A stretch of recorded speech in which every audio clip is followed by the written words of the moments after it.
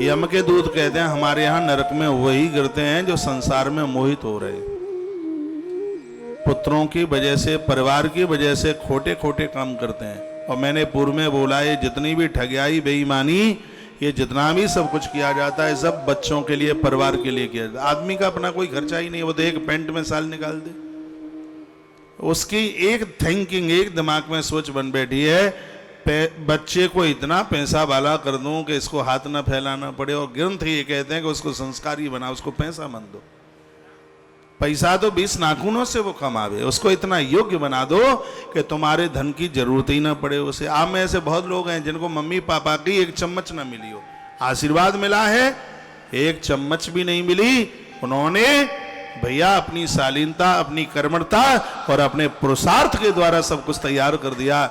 और जब तुम्हें एक चम्मच नहीं मिली और आप अपने बच्चों को खुद ही करोड़पति बनाना चाहते हो। हम लोग भगवान कृष्ण के अनुयायी है। मेरा फेवरेट भगवान है कृष्ण, जिसको मैं बहुत पसंद करता हूं, बहुत लायक करता हूं। और मुझे कृष्ण से बड़ा वैज्ञानिक नहीं दिखता, कृष्ण से बड़ा राजनीतिज्ञ दिखाई नहीं दिखता, कृष्ण से बढ़ करके दिखता नहीं है। भगवान श्री कृष्ण को देखो कि वृंदावन की इतनी बड़ी संपदा कन्हैया ने नहीं ली।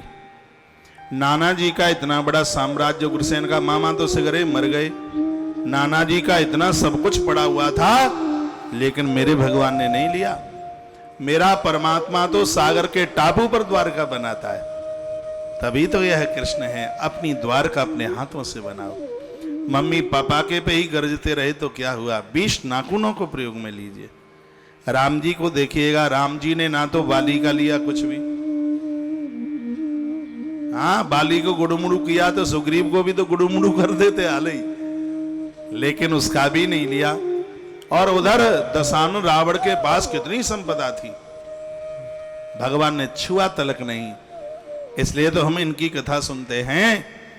यदि रावण को मारकर लंका के राजा राम हो गए होते तो तुलसी जैसा महापुरुष राम कथा को जन्म ही नहीं देता।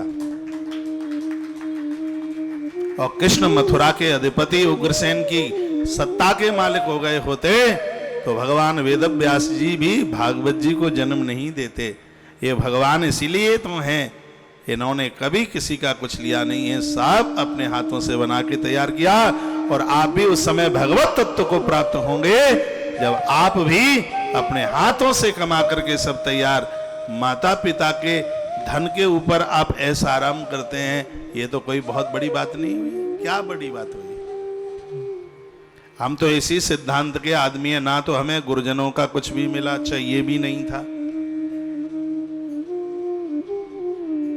मुझे बहुत साधु मिले जिनके आश्रम 35-35 बीघा में थे। इसी वृंदावन में एक छत्तीसगढ़ कुंज है, जगन्नाथ मंदिर में मैं रहता था, जगन्नाथ घाट में, उसके बगल में है, बिल्कुल बहुत बड़ा लंबा चौड़ा आश्रम है और वो छत्तीसगढ़ तक फैला है। वहाँ भी है छत्तीसगढ़ में, उसका नाम ही है छत्तीसगढ़ कुंज। वहाँ के महंत जी कहते थे सब अपने नाम करा लो और यहाँ के मालिक तुम देखो। मैं टीवी पर सार्वजनिक भाव से बोल रहा हूँ तो बात सही है, बिल्कुल खुले मंच से बोल रहा हूँ। मुझे इतना कहा गया कि यहाँ के मालिक सब कुछ तुम्हारा, ये सब हम लिखे देते हैं, रजिस्ट्री कराए देते हैं, इस सब के मालिक तुम। हमने कहा स्वामी जी पेड़ लगा करके छाया लेंगे, हमने महात्मा चाणक्य को पढ़ा है, हम पेड़ लगाएंगे फिर उसके नीचे बैठ करके छाया लेंगे। कुछ नहीं लिया, इतना भी नहीं लिया। एक हिमाचल प्रदेश में हमें महाराज जी मिले, उनका भी बहुत बड़ा सब कुछ था। उन्होंने भी कहा, हमने कहा महाराज जी अपना आशीर्वाद बना करके रखिए और हुनर दे दीजिए, कृपा कर दीजिए कि हमारे 20 नाखून करते रहें ये सब कुछ हो जाएगा। ये फ्री फंड का हमें तो कभी मलूक लगा नहीं, बिल्कुल। यह जितना भी ये सब कुछ आप देख रहे हैं, करने वाला भगवान है, लेकिन हमने मेहनत में कहीं कोई कमी नहीं छोड़ी। मेहनत करने में ये 2 नंबर का हमें तो बढ़िया लगता नहीं। नोट बंद हुए, सुनो, नोट बंद हुए, इतने लाला लोग, धनवान पैसा वाले लोग कहेंगे जे सिगरो दाम और हमें अपनो जामे तो इतनो ले लो, इतनो ले लो, एक चेक काट के हमें दे दो।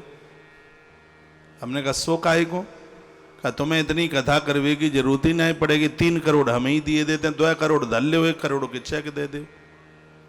ऐसे ऐसे लोग भी मिले। हमने कहा हम रामकृष्ण के पुजारी हैं, उससे पहले हम भारत माता के पुजारी हैं। हम गौशाला का बिल 60-65 हजार रुपया महीना भरते हैं, आश्रम का बिल 2.25 लाख रुपया महीना भरते हैं, कभी 1 रुपए की चोरी नहीं करते। यार राष्ट्र को अपना ना मानेंगे तो सब खोखला नहीं हो जाएगा। और मैं भगवान की गद्दी पर बैठा हूं, आज तक तुलसी वन आश्रम ने 1 रुपए का कभी कोई घटिया काम नहीं किया और कभी जीवन में करेंगे भी नहीं। मेहनत करेंगे, मेहनत करने में कोई पीछे थोड़े ही है। और हम ही घटिया काम करेंगे तो फिर आपको उपदेश क्या देंगे? हम पी लें 2 लीटर चाय और आपको कहेंगे चाय मत पियो। हम बन जाए कुकर्मी और आपको कहेंगे योगी बन जाओ। ये कहां की बात है? ऐसे नकली प्रवचन समाज के ऊपर कभी भी प्रभावी नहीं होते।